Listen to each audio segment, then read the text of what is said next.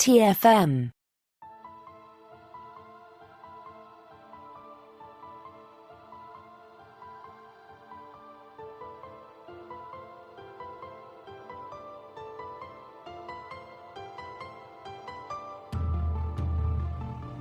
Welcome, Boomers, to another episode of Warp 5, our dedicated Star Trek Enterprise podcast. I'm Christopher Jones, and with me, as he always is my esteemed co-host, Matthew Rushing. And Matthew, I have to say, I'm so glad that you pulled out your little glowing green eyepiece today so I could see you in the dark as we record this episode about Rogue Planet. Well, yeah, Chris, I just figured it seemed like the smart thing to do since it's just so dark in here. I don't know why we can't turn on the lights. I know. It's the darkest place I've ever recorded a podcast. And the other thing is, I don't see any stars around. Yeah, it's great, though, because at least I have a face for podcasting. So nobody has to worry about seeing it. I guess that's true of us both, right?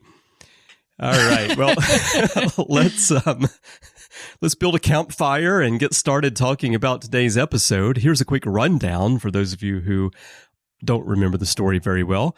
A camping trip turns mysterious and potentially deadly when giant snails get into Captain Archer's head. Actually, they enter through telepathy, not the ear canal. And they're being hunted by an alien race who visits this dark rogue planet from time to time for sport. Because hunting these snails, which they call wraiths, is a challenge for them. Archer and the crew of the Enterprise also face a challenge as they attempt to unravel the mystery of the beautiful woman in a blue dress with apple blossoms in her hair. Now, Matthew, with a setup like that, I have to think that you're just super excited to talk about this first season episode of Enterprise today. Yeah, that's the word that I was actually thinking that was it. No, this is, we were talking before the show, and I think that there are probably quite a few people who do tend to think of this. Maybe this bit of season one here where we kind of hit a lull almost, I feel like, in the creativity. And, I think this is one of the places, we've talked a bunch with the Orb and with Enterprise that there are places where we really like the fact that you have more episodes a season. And sometimes that's a blessing and sometimes it's a curse. And I think I would say specifically, this episode definitely shows us that you don't necessarily always want more episodes a season. I think you're right there. I think that this and a few of the upcoming episodes together are the poster children for why Scott Bakula said that we don't need 26 episodes per season. Of course, that's not the real reason, but yeah, definitely most seasons of Star Trek from the Next Generation onward have those episodes where you can feel that the writers are trying to fill out the season because they do have that mandate of 26 episodes. And you get a few clunkers here and there. And this is one of those, which is, I'm not going to say that it's a clunker per se, but it definitely does feel like it's on the weaker side creatively, for sure. Yeah, absolutely. Yeah. So why don't we talk about the scientific concept first? Andre Bormanis, who was the science advisor in later years of Star Trek and did a bit of writing, he worked on the story concept for this episode, although he isn't credited. The story is by Rick Berman, Brandon Braga, and Chris Black, and then Chris Black did the teleplay. But Andre wanted to do something, he said, that was a little bit different, so he came up with the idea of this rogue planet that's nevertheless M-class because the venting of gases and heat from the interior, kind of like geothermal remnants in the core of the planet, keep it warm enough that life can exist on the planet, even though it's not orbiting a star. And so the Enterprise crew, they come across this rogue planet, and for them, it's something really new and interesting. although I would think that by the 22nd century, probably scientifically, they would be well aware of this. But in the early 2000s, the writers, for them, it was a kind of a new scientific concept. So for us as viewers, however, I don't know if it's that new. It reminds me of things that we've seen like Meridian on DS9, where you've got the planet that just appears from time to time. And you've got, in the original series, you've got an asteroid that's actually people's home. So it's not a completely new concept. Yeah, I mean, it's definitely not completely new. I do think that it is an interesting idea, the idea that people could live on a planet like this. I still think that the reality of this is probably pretty far-fetched. I can't, to have any kind of life like this show up on a planet, I mean, things have to be perfect, right? We know that about our own planet. So I think it's a fun idea, but the actual scientific nature of it is pretty implausible. I mean, when we're going to think about things that the scientific community of Vulcan and Earth might be able to agree on is, in all honesty, this is not really reality. It'd probably be rare. Now, it is interesting from a scientific standpoint that the idea of rogue planets is a real thing, and scientists believe there are billions, maybe even trillions of rogue planets in our galaxy. They may have formed around a star and been ejected. Some of them may have been forming and just, they never built up enough mass to become a brown dwarf, and so they're kind of like a planet. And it is believed that it is possible that there could be some like radioisotopes or geothermal activity at a core of a planet that would allow the surface temperature to be warm enough that water could melt and maybe some life could form. So I don't think it's implausible for there to be a rogue planet like this where there's some kind of life on it, but the kind of life that we're seeing here with these wraith snails that are advanced and have telepathy and can get in your head and make you imagine things, that seems a bit more into the fantasy realm than what we're accustomed to in Star Trek. Well, and I mean, I do think it's an interesting idea, right? Like, I think that the problem kind of comes with the execution of the idea more so than the idea itself. Yeah, I can see that. And while we're talking about it, reminding us of things, just a quick mention, because you and I do the orb together where we talk about DS9. One of my first thoughts when I watched this episode is Second Sight, where there's that girl in the station, Fenna, who's actually like a psycho-projective, telepathically created person who was created by this other woman named Nadell, and Sisko is drawn to her. And it's just very similar to the way that Archer here is drawn to the Wraith, although the setup for it's different. But the story reminded me a lot of that. Yeah, no, that's a great point.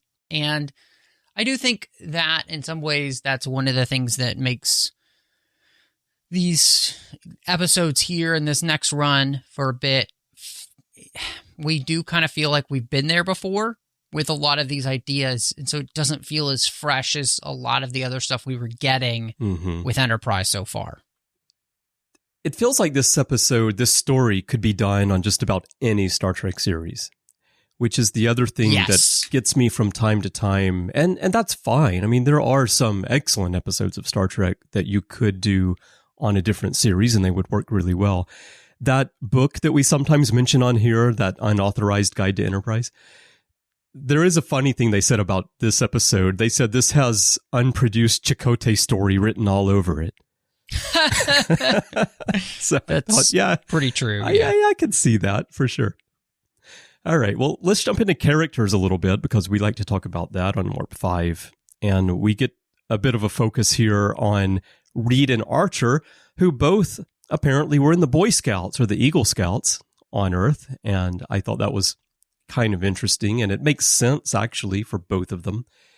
And for Reed, we do see Reed. I feel like he's a little bit more relaxed. He's a little bit more opening up here. We talked a couple of episodes ago about whether Reed's experiences might lead him to start opening up and relaxing a bit. Did you see anything here where you feel like they're making progress in writing him in that sense? Mm-hmm. Yeah, no, I 100% did. And I thought it was kind of fun because I think one of the things we learn about Reed here is that he's really very competitive. And you can see that with, his discussion with Archer about the idea of the merit badges. And you can tell that he's very excited that he has more merit badges than the captain. As, I think one probably would. Right. If you're in this kind of position. Wouldn't it have been cool if Reed, after this episode, if he had started wearing his merit badges on his Starfleet uniform? Like he had them stitched on. He's walking around the ship. And every time he sees Archer, he makes sure that he turns so that Archer can see those merit badges. Yes, that would be very funny. I would love that, actually. I think, not only do we see that he is pretty competitive, but I think that there is a lot of this character who is also very traditional in the sense that, we know where he comes from with his family. And I think we can see that if he could hunt without offending the other people, he probably would. I think that's something that we kind of learn about him, like that he might not hold those things in the quite the same way. Mm-hmm. So, yeah, I mean, I really enjoyed this episode for the character. I thought it was a lot of fun to be able to get behind the scenes and kind of in his head a little bit to see what he enjoys as a character. Yeah. I think that it is that competitive nature that you mentioned. I don't think that he's so interested in hunting to kill anything, but he was interested, for example, in how the Eska were able to sneak up on them. So as an armory officer, it's something that he finds interesting. It reminds me of that scene in A Matter of Time on The Next Generation, where Rasmussen is asking people a question and Worf is interested in the weapons, right? And he says, "Oh, Worf, a Klingon," So it's kind of like that, where I think Reed likes a challenge, and I think that he's interested in things that he might can learn more about that would help him do better in his work. I definitely agree with that, and I think what it just goes to show is that he has a variety of different interests, and I think what I was kind of interested in here too is that he did seem to be a character who was willing to kind of be a little bit more on the side of these new aliens and kind of what they did rather than his own necessarily morality about things. Mm-hmm. So that's something I kind of picked up as well. I mean, I could be reading into it a little bit too much, but that also seemed to be something that I saw with this character. Yeah. Well, speaking of morality, then let's talk about Archer a little bit, because the beginning of the story, or the main part of the story, of course, is that Archer has encountered this beautiful woman and he feels like he's drawn to her and he feels like he knows her, but he doesn't know why. Then the episode gets into the question of whether humans have the right to interfere with what's going on here on the planet. And when he finds out that these are potentially sentient life forms, of course, he's unhappy with the fact that they're being hunted. So right. I don't think that the intention of this episode is to be about the establishment of a prime directive, but I do think that what plays out does fit in a bit into that continuing journey towards needing some kind of non-interference directive, which we've talked about. Mm-hmm. I mean, it is interesting here because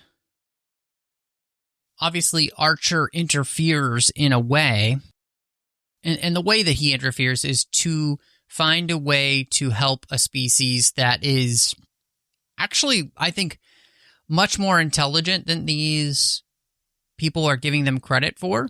Mm-hmm.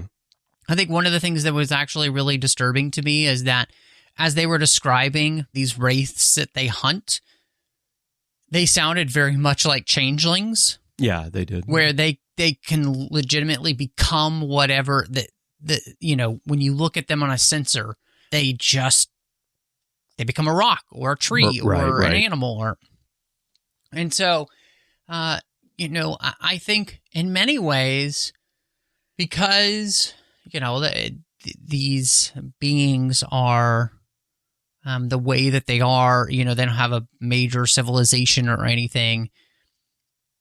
To me, I can't say that Archer doesn't make the right call and giving them help. I mean, he doesn't stop the people from being able to hunt them. He can't do that, but he does help people in need and people, again, that have asked for it. This is an interesting thing because here he makes the choice to help them where he didn't before.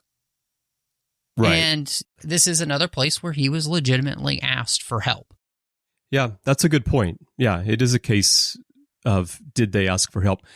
I also feel like this one is a bit more, first of all, for me, I don't think something like the Prime Directive would apply here because we're not even talking about is this species warp capable or not warp capable. This species doesn't even have any type of civilization, and maybe it's human-centric for me to say this, but I don't see there as being potential that they're going to develop any spacefaring civilization.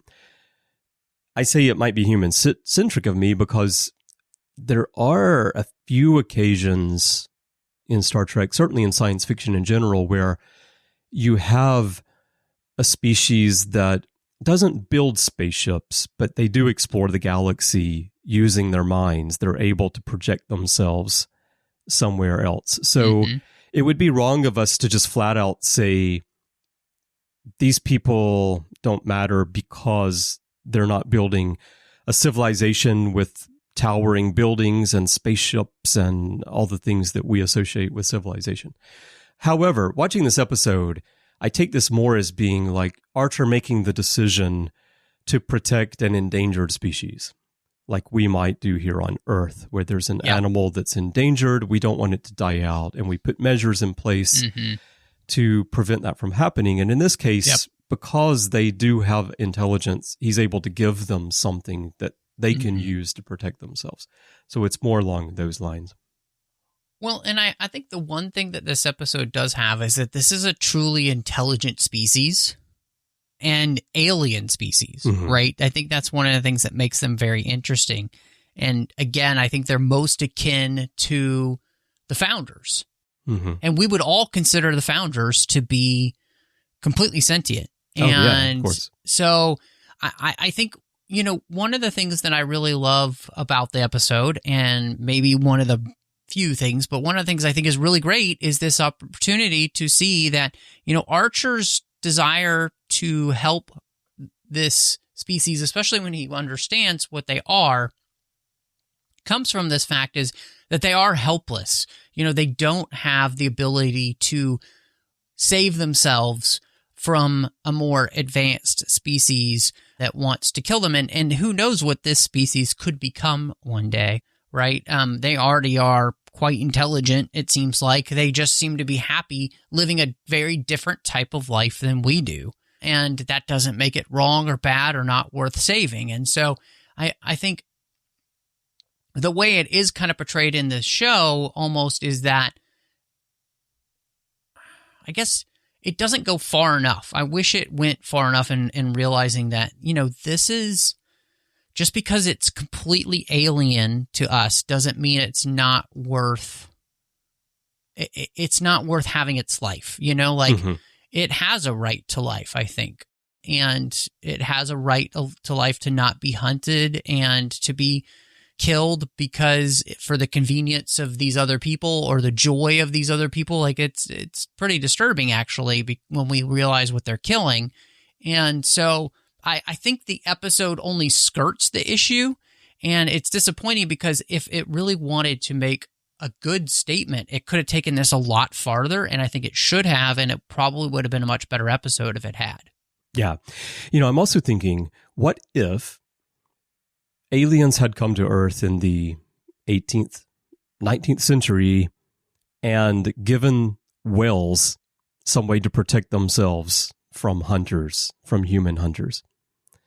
It kind of reminds me of something like that. And had they done that, of course, Kirk and his crew would not have needed to rescue Earth from destruction when the whale probe came back, because it turns out that the whales actually are very intelligent and someone was coming to check on them. So you never know. Right. And I mean, I don't know if I would go quite so far, but I do. I think what the correlation in is really interesting. And again, I mean, I think what makes these aliens quite different is that they literally can communicate with you, and they have the ability to do all those things they don't necessarily want to, per se, or they haven't chosen to. But just because they haven't doesn't mean they can't or won't. Right. So I really do think it is disappointing to me that the episode kind of stays very much on the surface of all of this instead of really diving in deep to the questions that it could be asking. Right.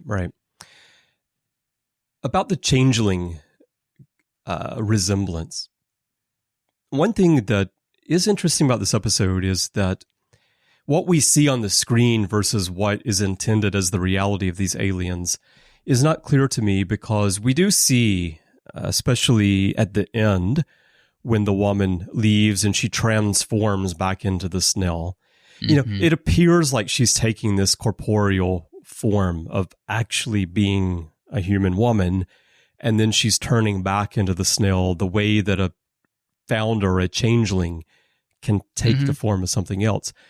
But I feel a little bit like that may be done just because it's a television show and they want to make it clear to us that she is actually this creature and she's transforming. And I wonder if in reality they aren't shapeshifters. They just make you see them as something else, or they can make your scanning equipment detect something else, like a rock, which is mentioned here. Whereas in reality, they don't actually change shapes at all. It's just some kind of telepathy, some kind of projection. And if so, I think that's an interesting take on an alien that is different than the founders, but still falls into that category of changelings that we've seen. Not just the changelings on DS9, but there have been a few other races that we've seen that can alter their forms. I think that's one of the places, again, where the episode it doesn't really dig in deep, to any of those type of questions, right? I think everything that you're asking is a lot more than the episode actually asks, and that's really a disappointment in the episode, because that's not something we've been seeing so far, really, I feel like, on Enterprise, right? I mean, I think we've both been mostly happy with the episodes we've been getting and the questions they've been asking, and this one, I think there's a place for us to really kind of dive in, and it seems much happier just being on the surface. Yeah.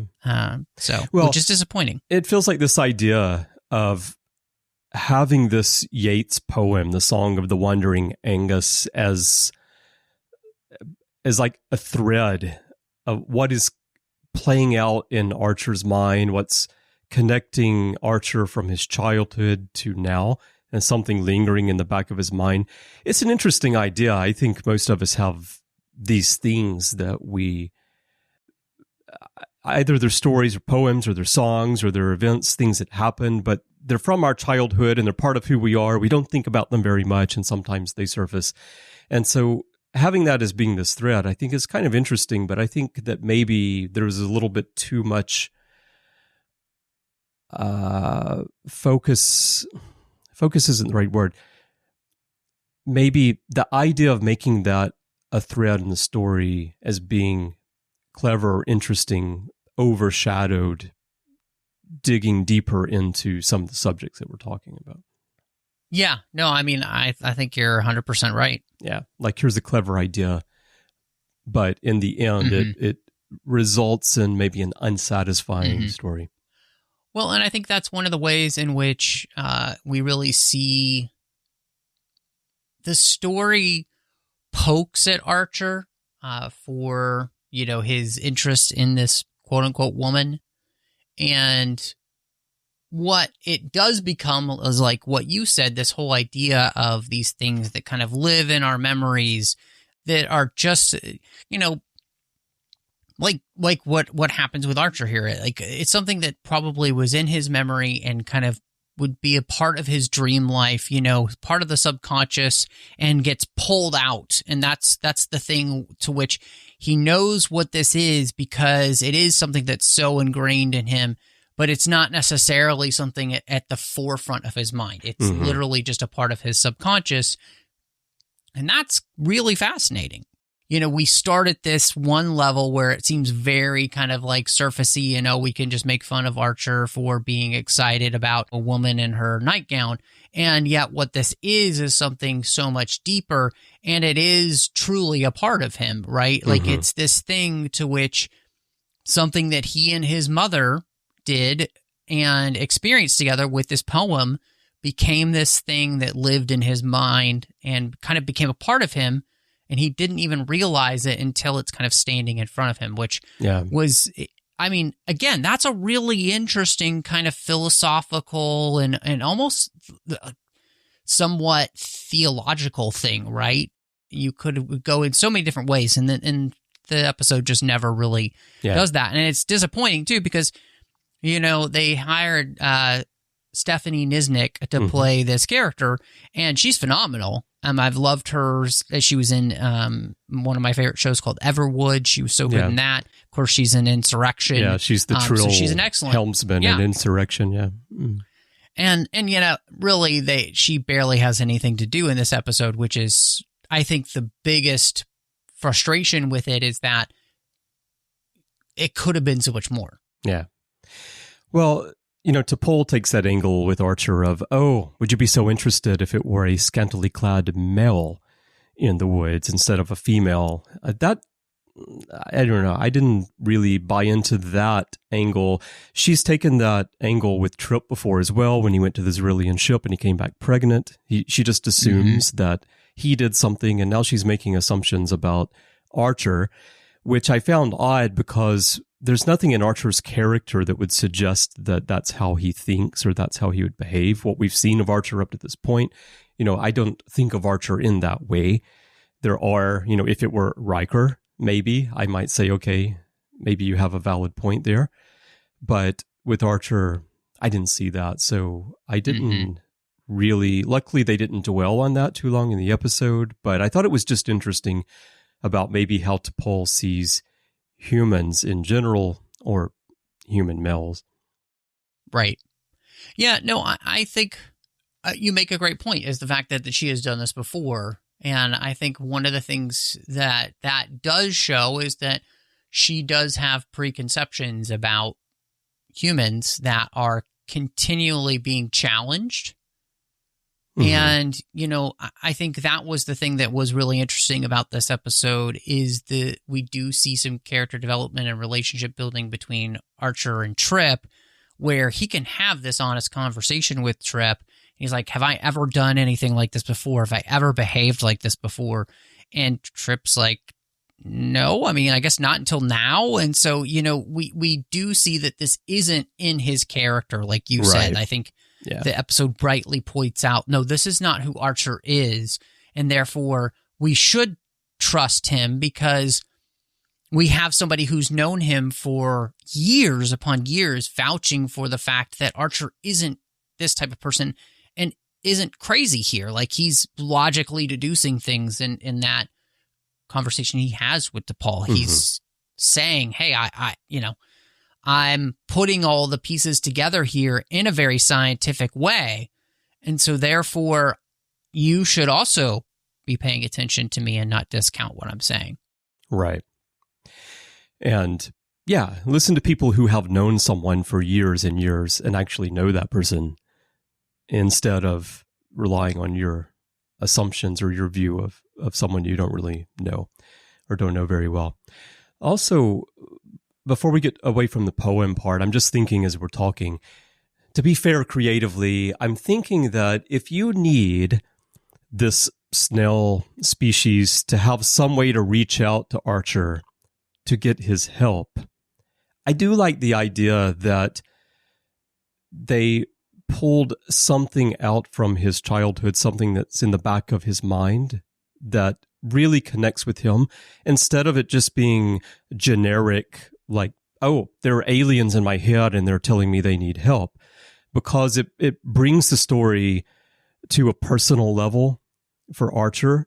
So it is less about this encounter with aliens, and it's more about the personal reaction to the situation and about Archer as a character and what does he do when he feels this connection and like he personally needs to take action on something. Well, and I think, like the whole point of this is that it's something that's so ingrained in him that it does make him feel as though he has to do this, right? It's this, and I think, part again, of that's who one of he the things, is, even though he doesn't think about it very much. Exactly. And so I think by creating the alien's ability to truly read a person and focus in on them like this and find something like this, it makes it more interesting than it would have been if it had been much more surfacey. Mm-hmm. And it's just a place where we just don't push it as far as we would want. I mean, even the conversation I feel like we're having is pushing it farther than they do in the episode. Yeah, definitely. I mean, we're writing 3 installments of Rogue Planet here, Matthew. All right. Let's talk about one more topic. And this may be a bit of a shorter episode of Warp 5, but this I found interesting, that Chris Black, who wrote the story together with Braga and Berman and did the teleplay, has said that this is not intended to be an anti-hunting story. And if you watch it, I think it's easy for you to feel that it is an anti-hunting story. It's certainly a story about hunting, at least on the surface. But I think Chris Black's dad was a hunter, is part of his background. So he's not trying to say hunting is bad, even though we do get to that point where Archer is trying to help the alien species to protect themselves from the hunting. And there's that whole question about whether we should be able to prevent them from coming here and hunting in the first place. So anyway, that's whatever it is. But what I found interesting about all of this is that here is a case where the writer of a story is saying, the thing you think my story is about isn't what I intended the story to be about. And I just thought that highlighted something that pops up quite often in discourse these days when people talk about television and they get very offended or they become outraged about what they've watched because they believe that they know the point of the story that the author was trying to make. But actually, that's not the intention. And it was just a case where I thought, yeah, here's a moment where you could watch this and think one thing, and you might be bothered by what you think is the message of it, but actually the writer had something else in mind. I think, it is interesting because I never took it as this is a anti-hunting episode, honestly, myself, because I feel like this episode is much more about the willful degradation of a species. The hunters make all of these excuses as for why they should be able to hunt these things. They're not really sentient, and all those type of things. And really that doesn't comport with reality. And I think, to me, this episode is really speaking much more to like honestly, like slavery type of thing, where we're willfully choosing to not believe that people are more intelligent, right? We're willfully putting things down. There's a lot of other places that I could go with this, but I will not. Yeah.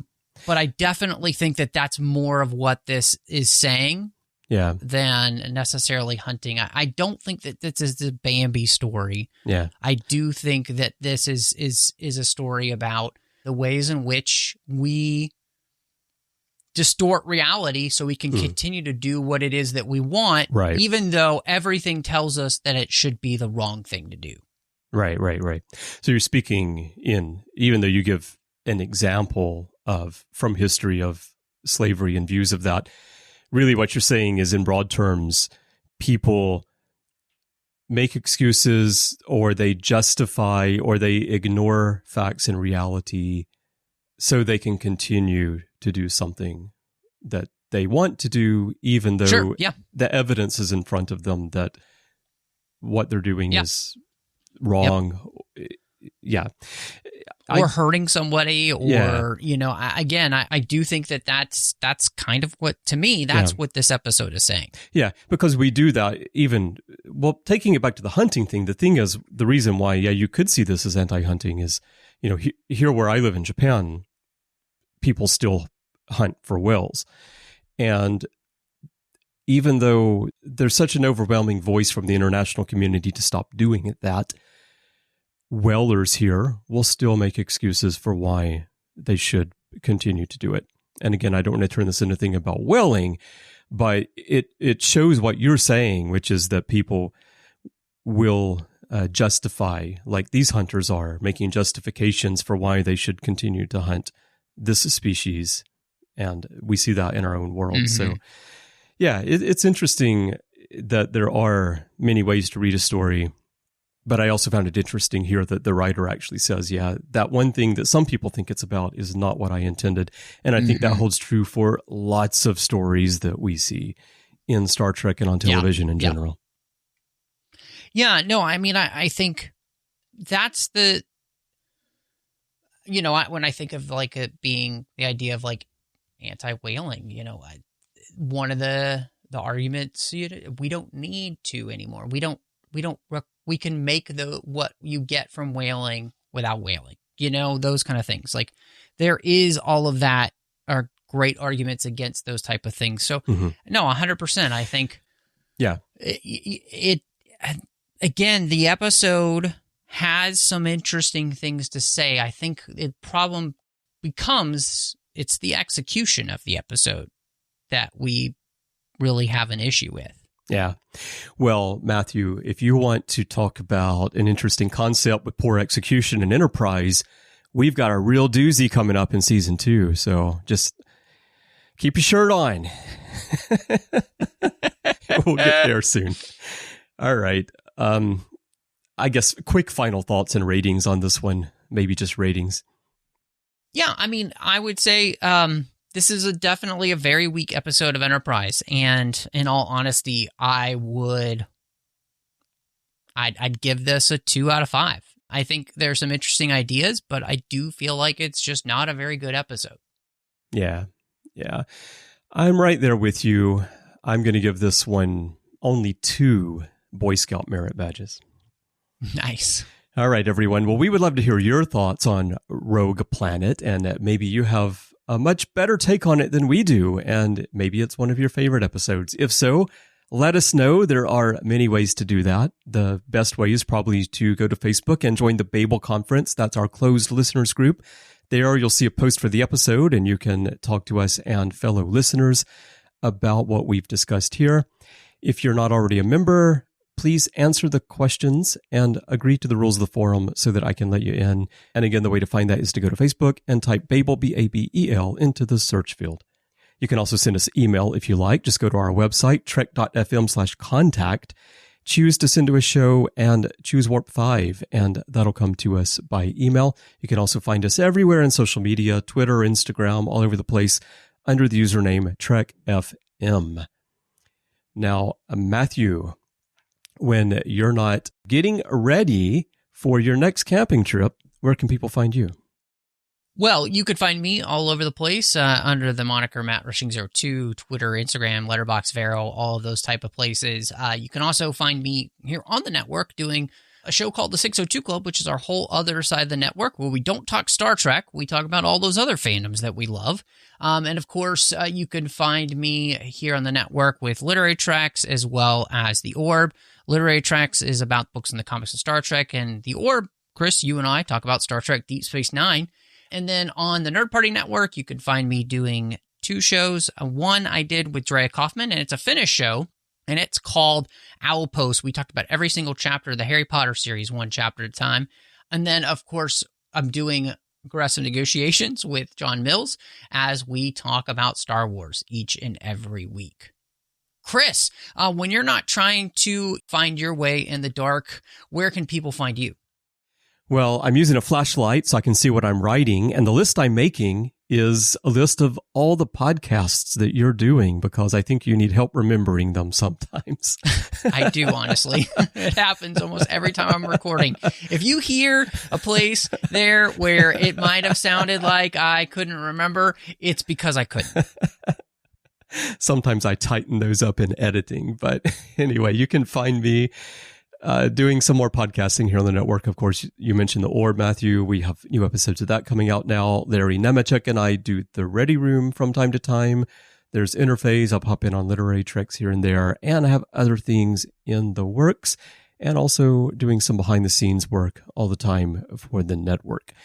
You can also find my writing on other topics. I have a website for my magazine, finally a new website, which I built, and I'm doing narrated versions of those as well, if you're interested.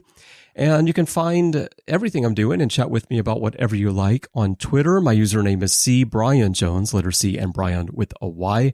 That's my username everywhere in social media, but Twitter is where I'm most active. And I'd love to chat with you about Star Trek or Japan or whatever. Now, if you would like to help us keep all of this going, we could definitely use your help. If you'd like to find out how to become involved in the network, become an associate producer, help us keep everything moving along, visit patreon.com/trekfm. That's patreon.com/trekfm to find out how. And I'd like to send a huge thank you to everyone who is supporting us now. We could not keep Trek FM going without your help. And I really, really thank you so much for your support. Well, Matthew, the moment you've been waiting for has arrived. Next week, get out your fur coat and your whip, because there's some Ferengi coming aboard the podcast. Well, Chris, I guess I've been waiting for that, so let's go.